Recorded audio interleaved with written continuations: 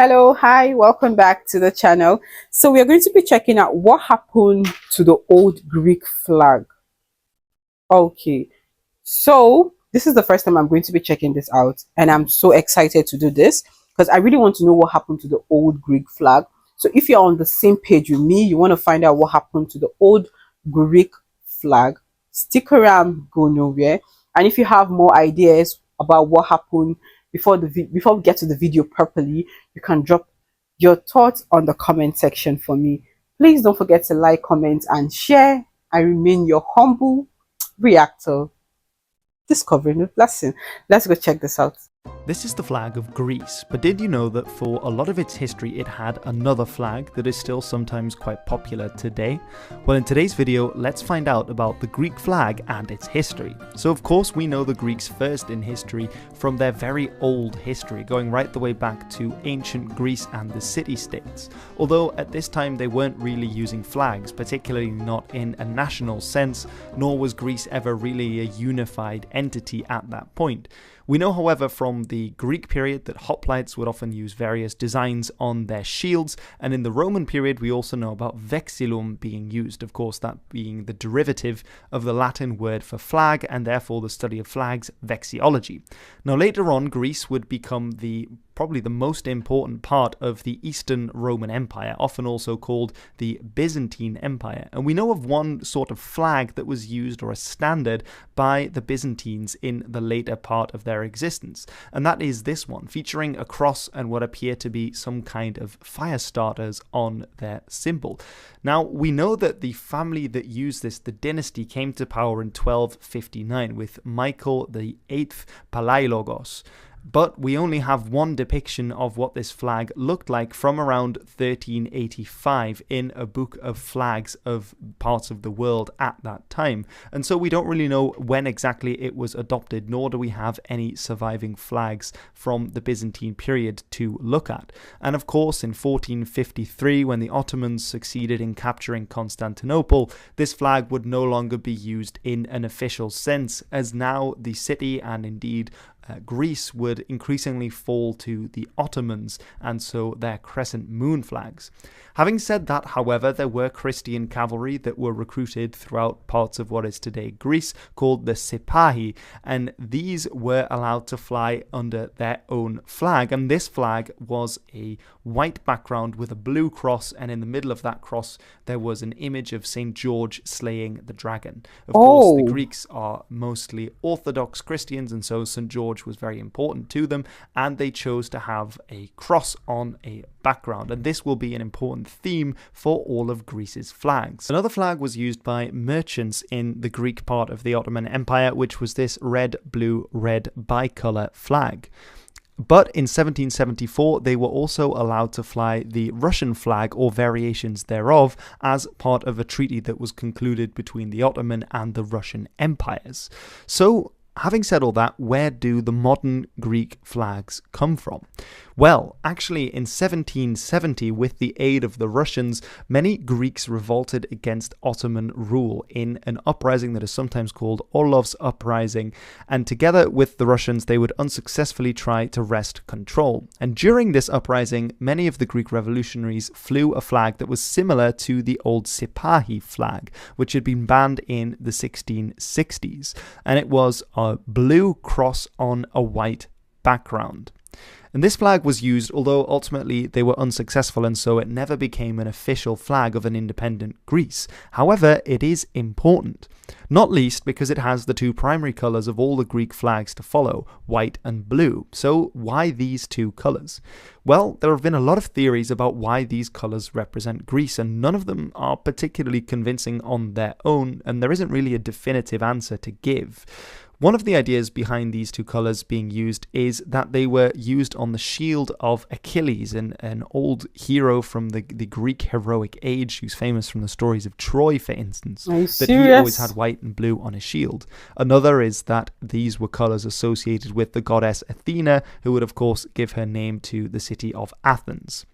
More Recently in history, there have been attempts to claim it as colours used by Alexander on his famous expeditions into Persia, although of course he is Macedonian rather than Greek, but this doesn't seem to have stopped the idea.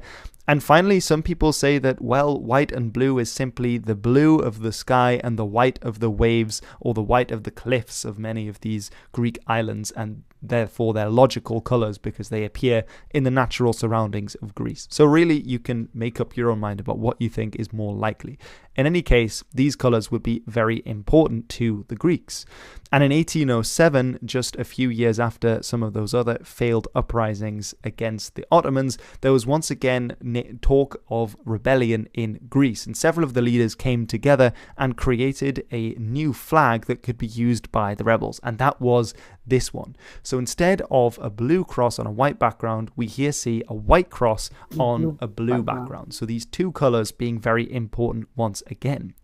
Now, this flag, as well as several other variations of white crosses on blue backgrounds, blue crosses on white backgrounds, and a whole host of others, would be used during the Greek War of Independence, as there were several sort of free city-states and rebel groups all fighting in a loose coalition against Ottoman rule. Now, many of these flags, as you can see, were sort of similar to the ones that had come before, and many of them had hearts and organs and other things on them as well. But eventually it would be the Allied intervention of several major European powers that would swing the favour into the side of the Greeks, that they would be able to get their independence from the Ottomans. And as this was the case, many of the revolutionary councils in Greece decided that they should put a face on of being a unified front and not scaring away the European powers by having all these quite radical revolutionary groups and militias that had formed their armies. And so they thought, we need to have one clear flag to show that we are one united, unified, controlled state in the sense of the other European powers at the time. And in 1822, they chose this as their flag, the flag that had been designed back in 1807 for the purposes of an uprising against the Ottomans. And this became the national Greek flag. Why this one and not one of the others, again, is not really known. Perhaps it's one of the more logical designs, it's one of the simpler designs, and looks a little similar to some of the Scandinavian flags that were being flown at the time. A cross is never a bad idea, particularly because they were very Orthodox Christian, and so they decided to go for this flag in the end. Now, they also had several other flags. One that was used by the Navy, for instance, or on the water, was different to the aforementioned one, which was used on land and by the army. And there was also a third flag, this flag, which should look incredibly familiar because this was the flag that was used outside of Greece itself in international settings. That's true. And it seems that this flag became very popular, even though it wasn't the official national flag of Greece inside the country. And we can see here in a photo from the 1870s that it was being used by prominent Greeks. Now, in 1832, this Greek republic became a kingdom when they got a king who was from Bavaria at that time, King Otto, who became the first king of Greece. And so to symbolize that there was now a kingdom in Greece, he added the Bavarian sort of crest and a crown into the flag. And a lot of the time, at this time, we see a sort of lighter variant of the blue, which was in favor. And this, at the time, was the naval ensign of the flag. And again, we had the sort of the larger white cross on a blue background being used as the national flag on land.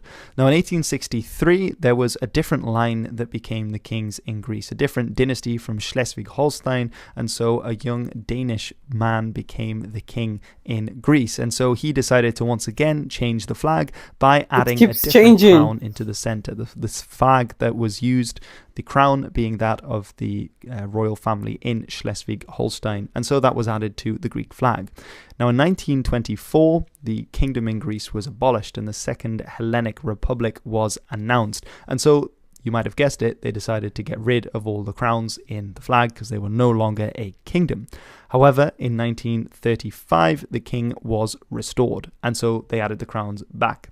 But not for long, because in 1969, they decided to once again get rid of the crowns, and most importantly of all, they decided to switch their national flag from the one that it had been, the army flag, to what was until then the naval ensign, which is of course the design that we are more familiar with today. However, that isn't quite the end of the story, the twists and turns of the flags being used in Greece, because a short time after this, a military junta took over in Greece, and when they ruled, they actually favoured a slightly darker shade and a different proportion of the flag, making it a much darker blue that was used in those years, spanning from about 1970 to 1975.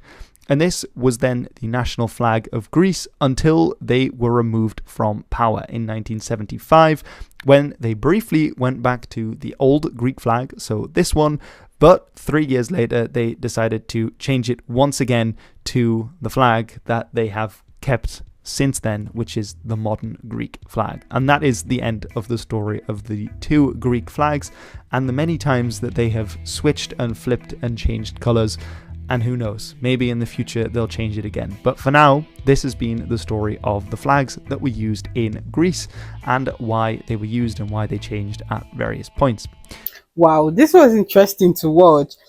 They kept changing. Should I say they kept going back and forth, and finally they settled for one after everything, right? I just hope they don't change it again though in the future, because this particular flag looks okay. I just hope they don't change the color or something. But this was well explained. This particular person took his time to explain 100% that even the layman can literally understand everything, right? This was beautiful, and I'm so glad I got to find out what happened to the old Greek flag, right? And I hope you did understand as well, right? The official link to this video will be on my description box. You can go check out the person's channel, and the person has interesting videos that you might want to watch, right? This was nice, and thank you so much for sticking around with me. I will see you in my next one. Bye bye. Don't forget to like, comment, and share the video.